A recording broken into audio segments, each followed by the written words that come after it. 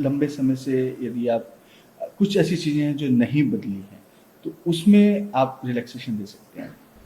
देखिए, गवर्नमेंट की ये आपको मालूम है तरुण कि ये एक पॉलिसी रही है कि हम टैक्स सर्टेनिटी और टैक्स स्टेबिलिटी के ऊपर में जोर देंगे, क्योंकि उससे सभी का लाभ रहता है। जो करदाता है उसको मालूम रहता है कि भाई मेरी क्या टैक्स की लायबिलिटी क्या रहेगी, और लंबे समय के लिए मालूम रहता है।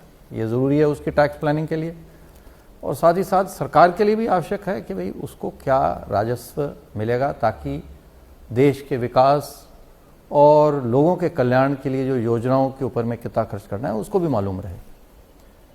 तो उसको दृष्टिगत रखते हुए बार बार बदलाव करना ये एक अच्छा संकेत नहीं है, एक अच्छी चीज़ नहीं है। पिछले वर्ष ही आपको मालूम है कि बहुत सी नई टैक्स योजना में बहुत से लाभ, बहुत से एग्जेम्पशंस और कर दरों में यहाँ तक की कटौती, वो पिछली बार केंद्र सरकार वित्त मंत्री ने अपने बजट में और फाइनेंस बिल के थ्रू संसद ने उसको पास किया था। आप ये कह सकते हैं कि साहब पुरानी योजना में कुछ नहीं किया, तो पुरानी योजना में इस बार कर देते। उसके लिए भी वित्त मंत्री ने ये ऑन रिकॉर्ड संसद में कहा है कि सरकार की ये मंशा है कि हम एक सिंप्लीफाइड टैक्स रिजीम के ऊपर, जहाँ पे टैक्स एग्जेम्पशंस, डिडक्शंस के बारे में हम लोगों को न सोचना पड़े, उसके ऊपर हम उसकी तरफ हम बढ़ें। तो सरकार की ये बिल्कुल सोची समझी रणनीति है, योजना है कि नई टैक्स प्रणाली को हम प्रमोट करें। पुरानी टैक्स प्रणाली कंटिन्यू करेगी, ऐसी कोई समाप्ति की घोषणा नहीं की गई है, कोई एंड डेट नहीं है, लेकिन नई टैक्स नीति को पिछली बार जिस प्रकार से लाभ दिए गए, जिस प्रकार से उसको सरल किया गया और उसे और अधिक आकर्षक बनाया गया, इस वर्ष दोबारा से उम्मीद करना कि उसमें दोबारा से और अधिक बदलाव किए जाएंगे, जबकि हमें आज के दिन में उसका क्या रुझान रहा है, कितने लोग उस योजना को उन्होंने अपनाया है, तो ये मेरे ख्याल से ठीक नहीं रहता। ये बात आपकी बिल्कुल सही है सर कि न्यू टैक्स रिजीम आपने काफ़ी सिंप्लीफाइड कर दी है। एक चीज़ और आपने बजट में करी जो लिटिगेशन कम करने के लिए सर कितने लोगों को इसका फ़ायदा मिल पाएगा? क्या इसके पीछे रैशनल था? क्या इंटरेस्ट पेमेंट यदि इंक्लूड है तो वो 25,000 से यदि क्रॉस होती है तो क्या वो इसमें इंक्लूड होगा या नहीं? इस पर एक क्लैरिटी आपसे। बिल्कुल, भारत सरकार की हर समय ये मंशा रही है, जैसा कि माननीय वित्त मंत्री ने अपने बजट भाषण में भी यह कहा कि हम टैक्स पेयर सर्विसेज को हम ज़्यादा से ज़्यादा बेहतर बनाएं, उनको हम अधिक से अधिक सुविधा दें, उनके लिए टैक्स रिटर्न फाइलिंग हो या प्रोसेसिंग हो, रिफंड्स हो, पेमेंट्स हो, सुविधाजनक बनाएं। और उसी को दृष्टिगत रखते हुए ये जो छोटी छोटी डिमांड्स हैं, जैसा कि आपने बताया, वित्तीय वर्ष 9-10 तक की 25,000 रुपये तक की छोटी छोटी डिमांड, और वर्ष 10-11 से 14-15 तक की वर्ष की 10,000 रुपये तक की जो छोटी छोटी जो डिमांड है, उसको विड्रॉ किया गया है, उसको समाप्त किया गया है। एक बात तो इसमें मैं ये भी स्पष्ट कर दूं कि जो आपने कहा इंटरेस्ट, तो जब ये डिमांड हम अपने रजिस्टर में डालते हैं तो इंटरेस्ट भी उसमें जोड़ करके ही डाल देते हैं, तो इंटरेस्ट उसमें ऑलरेडी, ब्याज ऑलरेडी इसमें इंक्लूडेड है। लेकिन चूंकि डिमांड पुरानी है, उसके बाद में भी ब्याज तो उस पर लगता रहता है। तो ये दोनों ही जो ब्याज हैं, दोनों ही ब्याजों को भी माफ़ इसमें किया गया। एक तो पहले से ही इंक्लूडेड है, और जो बाद में भी यदि वो लगता है तो उसको नहीं लगाया जाएगा, उसको इस सीमा में नहीं डाला जाएगा, तो वो भी माफ़ हो जाएगा। दूसरी बात मैं इसमें यह स्पष्ट करना चाहूँगा कि इसे हमें माफ़ी के रूप में नहीं देखना चाहिए, जैसा आपने कहा, क्योंकि ये अधिकतर जो डिमांड है ये हमारी किताबों में बहुत पुराने समय से 1962 से, जब से नया इनकम टैक्स आयकर एक्ट आया, तब से ये हमारे बुक्स में ऊपर चल रही है। और कई सारी जो ये डिमांड्स हैं उसकी अदायगी भी करदाता ने कर रखी है, लेकिन क्योंकि पहले हमारे रिकॉर्ड जो है वो विकेंद्रीकृत थे। मैंने प्रेस कॉन्फ्रेंस में भी बताया, बाद में ये केंद्रीकृत हुए, सीपीसी में आए।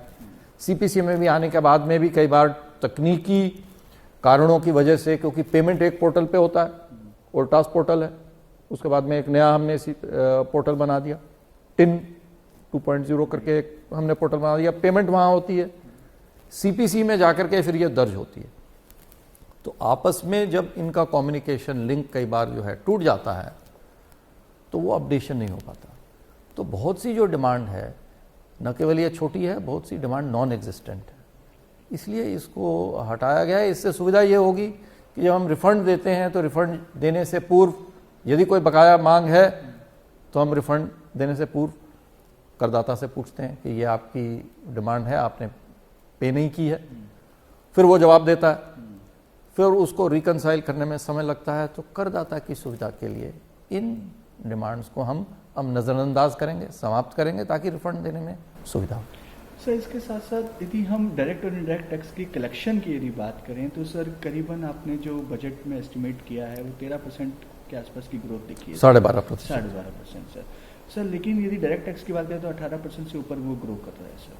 और सिमिलरली जो इनडायरेक्ट टैक्स की बात करें तो वो भी सर 11% के आसपास की ग्रोथ उसमें। मैं आपको इसमें स्पष्ट कर देता हूँ कि चूँकि हमारे पास में डायरेक्ट टैक्स के जो आंकड़े हैं वो जनवरी तक के हमारे पास में उपलब्ध हैं, और इनडायरेक्ट के हमारे पास में दिसंबर तक के उपलब्ध हैं, क्योंकि 6 तारीख को, महीने की 6 तारीख, महीना समाप्त होने के बाद में अगले महीने की 6 तारीख तक हमारे पास में आंकड़े आते हैं। तो इनडायरेक्ट के 6 तारीख को आएंगे जनवरी तक के, और डायरेक्ट टैक्स के हमारे पास में चूँकि समस्त ऑनलाइन है वो हमारे पास में उपलब्ध हैं। तो उन आंकड़ों के मुताबिक आज के दिन में दोनों को यदि हम मिला करके देखते हैं तो लगभग 13% की वृद्धि दर वो आ रही है। उसमें से डायरेक्ट टैक्स जो है वो करीबन 20% बढ़ रहा है, और जो इनडायरेक्ट है वो करीबन 5% बढ़ रहा है। हालांकि ये बात सही है कि जो जीएसटी है वो 10.5% के करीब बढ़ रहा है, जो सेंटर का जो पार्ट है। ओवरऑल तो 12% बढ़ रहा है, लेकिन सेंटर के हिस्सेदारी में वो 10.5% आ रहा है। तो ये कुल मिलाकर के 13% की आज के दिन में ग्रोथ रेट है। और इसी को ध्यान में रखते हुए जो पूरे वर्ष के लिए हमने अनुमान लगाया है वो 12.5% का हमने अनुमान लगाया है। इससे जो आपने बॉयंसी की एक बात करी, बहुत अच्छी आपने एक बात करी, बॉयंसी जो है वो 1.4 हो जाती है इस वर्ष के लिए, क्योंकि 12%, 12.5% वृद्धि दर और कर में, और 8.9% जीडीपी में। तो इसका यदि हम भाग देते हैं 12.5 को 8.9 से, तो ये 1.4 हो जाता है। तो 1.4 की बॉयंसी इस बार, और 1.1 लगभग 11.5%, उसको भाग दे दें 10.5% से, 10.5% अनुमानित जीडीपी की, नॉमिनल जीडीपी की ग्रोथ है। तो ये फॉर्मूला है इसका बॉयंसी का। तो वो 1.1 अगले वर्ष हम उम्मीद कर रहे हैं। तो इसके लिए आप सभी और आपके दर्शक, करदाता हमारे वो धन्यवाद के पात्र हैं कि अच्छी राजस्व प्राप्ति केंद्र सरकार को हो रही है, जिसका माननीय मंत्री जी ने भी अपने भाषण में सबको धन्यवाद दिया, आभार प्रकट किया, और साथ ही साथ उनको ये भी आश्वासन दिया कि ये देश के विकास और जनता की कल्याण के लिए अच्छे से उस धन का उपयोग किया जा रहा है। सर तकरीबन ये 24 साल की सबसे ज़्यादा टैक्स बॉयंसी होगी। बिल्कुल बिल्कुल। सर 11.7 का टैक्स टू जीडीपी का रेशियो के ऊपर में हम आज के दिन में हम खड़े हैं। सर इसके साथ साथ मैं बजट से हटके सर कुछ ऐसे सवाल हैं जो मैं पूछना चाहूँगा। सर देश बिल है जो आपका और कॉमर्स मिनिस्ट्री के बीच में डिस्कशन चल रहा है, सर उसमें बेसिक जो कंसर्न है वो टैक्स को लेकर ही है कि किस तरीके से टैक्स का कलेक्शन किया जाए। सर उसमें कुछ कंसेंसस बनते हुए दिखाई दे रहे हैं सर? और बिल्कुल, उसमें काफ़ी जो है हमारी बातचीत हुई है और काफ़ी बैठकें उसमें हमारी जो डीपी जो कॉमर्स मिनिस्ट्री है उसके साथ में हुई है।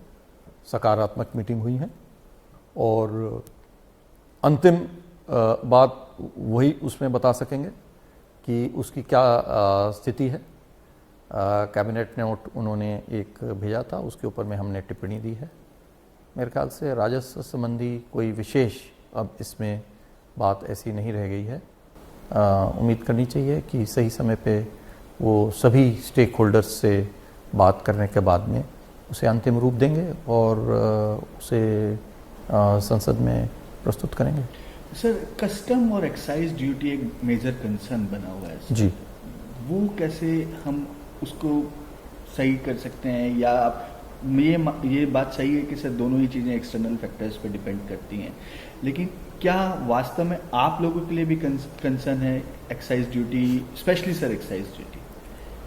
देखिए, कस्टम्स ड्यूटी मात्र 6% है, उसी प्रकार से एक्साइज ड्यूटी भी अब हमारा मेजर अंग स्रोत राजस्व का नहीं है। जहाँ तक कस्टम्स की हम बात करते हैं तो अंकटैड के अनुसार पिछले कैलेंडर वर्ष में जो पूरे ग्लोबल ट्रेड 4.5% से कम हुआ, उसके बावजूद भारत के एक्सपोर्ट तो बढ़े, हालांकि मामूली बढ़े 0.4%। इंपोर्ट जो है हमारा पिछले 9 महीने में, इस वित्तीय वर्ष के पहले 9 महीनों में इंपोर्ट डॉलर टर्म्स में हमारा घटा है 7.9%। उसके बावजूद रुपी टर्म्स में बढ़ने के कारण से कस्टम्स ड्यूटी रेवेन्यू वो 2% बढ़ी है। तो निश्चित रूप से उसकी वजह से इनडायरेक्ट टैक्सेस हमारे कम हुए हैं और एक्साइज ड्यूटीज़ भी हमारी अपेक्षाकृत उसमें भी वृद्धि नहीं हुई है, कम हुई है। एक्साइज ड्यूटी आपने देखा पिछले वर्ष के मुकाबले इस वर्ष कम हो रही है। उसके 2 कारण हैं। एक कारण तो यह है कि हमने मेजर एक रिलीफ जून 2022 में दिया था, जिसकी वजह से इन 3 महीनों में, इस वर्ष के 3 महीनों में एक्साइज ड्यूटी सेस के मार्फत जो सेस लगाया था वो हटाया गया था, तो वो जो है एक्साइज ड्यूटी उस वजह से कम हुई है। और इसी प्रकार से विंडफॉल टैक्स जो लगाया था, स्पेशल एडिशनल एक्साइज ड्यूटी, वो स्पेशल एडिशनल एक्साइज ड्यूटी में भी 50% की कमी हुई है, क्योंकि जो क्रूड प्राइसेस हैं, पेट्रोलियम पदार्थों के जो प्राइसेस हैं वो पिछले वर्ष से अच्छे हैं। तो उस हिसाब से ये अच्छी बात है कि पेट्रोलियम प्राइसेस अगर कम हो रहे हैं, इन्फ्लेशन अगर कम हो रही है, तो हमें उस हिसाब से हमें ये एक ओवरऑल पिक्चर इकॉनमी के लिए जो अच्छी बात है। ओवरऑल रेवेन्यूज़ आप देख रहे हैं, कुल मिलाकर के रेवेन्यूज़ की ग्रोथ अच्छी है। तो ये एक कोई विशेष चिंता का विषय, जैसे आपने कहा, हमारे लिए नहीं है, जहाँ तक कि जब तक कि हमारी ओवरऑल इकॉनमी को ये सहयोग करता है। तो सर एक्साइज ड्यूटी कट क्या स्कोप आपको लगता है सर? अभी तो जो भी कट करना था, आपने देखा जून 22 में किया था, तो उसके बाद में अब कमी की कोई ज़्यादा आवश्यकता भी नहीं है, क्योंकि क्रूड प्राइसेस आप देख रहे हैं कि वो कमी हुए हैं, उसके बाद में बढ़े नहीं हैं। तो मेरे ख्याल से बिल्कुल सही दर अभी है एक्साइज ड्यूटी की। और लेकिन ये सब निर्णय जो हैं ऑनगोइंग होते हैं, कंटिन्यूअसली हम लोग जो है इसके ऊपर में देखते रहते हैं। आज के दिन में लेकिन इस प्रकार का कोई प्रस्ताव नहीं है। सर, आपने ईवी का बजट में अच्छा एक ऐलान हुआ, लेकिन सर ईवी के लिए जो इंपोर्ट ड्यूटी कट करने की बात है, ऐसा कोई प्रपोजल? ऐसा कोई प्रस्ताव नहीं है। ये बहुत मैंने देखा, सुना, पढ़ा अखबारों में और मीडिया में, ये काफ़ी एक चर्चा का विषय बना हुआ है। लेकिन आज के दिन में राजस्व विभाग के पास में, वित्त मंत्रालय, राजस्व विभाग में कम से कम मैं ये कह सकता हूँ कि हमारे पास में कोई इसका औपचारिक कोई प्रस्ताव हमारे पास में अभी तक ना ही आया है और ना ही विचाराधीन है। Sir, last question to you sir, ये आप पे सर आप जवाब देना चाहें क्योंकि मामला कोर्ट में है। ऑनलाइन गेमिंग एक इशू है सर, कोई ऐसा रास्ता बीच का निकल सकता है, या जो कोर्ट का फैसला होगा वही आपकी फैसला? देखिए, ऑनलाइन गेमिंग में सबसे पहले मैं आपको ये बताना चाहूँगा कि जो इसके संबंध में जो निर्णय है वो काउंसिल लेती है, जीएसटी काउंसिल। और जीएसटी काउंसिल ने एक बहुत ही, मैं समझता हूँ, एक बहुत ही साहसिक और बहुत ही व्यवहारिक एक निर्णय लिया, जब उन्होंने कहा कि हम जो भी हमारे विवाद हैं पुराने, उनको एक बार हम छोड़ते हैं, वो होते रहेंगे। आगे के लिए कम से कम हम वाद विवाद न हो, उसके लिए हम क्या स्पष्ट प्रावधान होने चाहिए वो हम करें।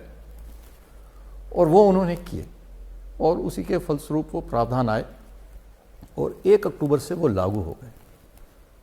शायद मैंने किसी प्रेस कॉन्फ्रेंस में ये बताया भी कि उससे बहुत अच्छे परिणाम, जहाँ तक कि राजस्व की बात है, लगभग 3,470 करोड़ रुपए पिछले 3 वर्षों में, पिछले 3 माहों में, जब से हमने ये नए प्रावधान टैक्स के लागू किए हैं, राजस्व आई है। जबकि उसके पिछले 3 महीने में केवल 600 करोड़ रुपए थे। तो 475% का जंप हुआ है, लगभग 6 गुना रेवेन्यू हो गई है। और इससे करीबन 10,000 करोड़ रुपए का लाभ पूरे वित्त वर्ष में अनुमानित है, 1 वर्ष में लगातार। तो ये एक अच्छा कदम काउंसिल ने लिया। अब आपने बात कही रेट्रोस्पेक्टिव की, आपका इंटरेस्ट ज़्यादा रेट्रोस्पेक्टिव में है कि भाई पुराना जो मामला है उसका क्या होगा। तो देखिए, ये तो हमने आगे से ही लागू किया था। पुराने में जो भी था वो एक विवाद है। कर अधिकारियों का कहना है कि नहीं साहब, ये 28% होना चाहिए on the value of the each bet. उनका कहना है गेमिंग कंपनीज का नहीं, ये 18% है। मैं समझता हूँ कि अंतिम निर्णय काउंसिल ही लेगी।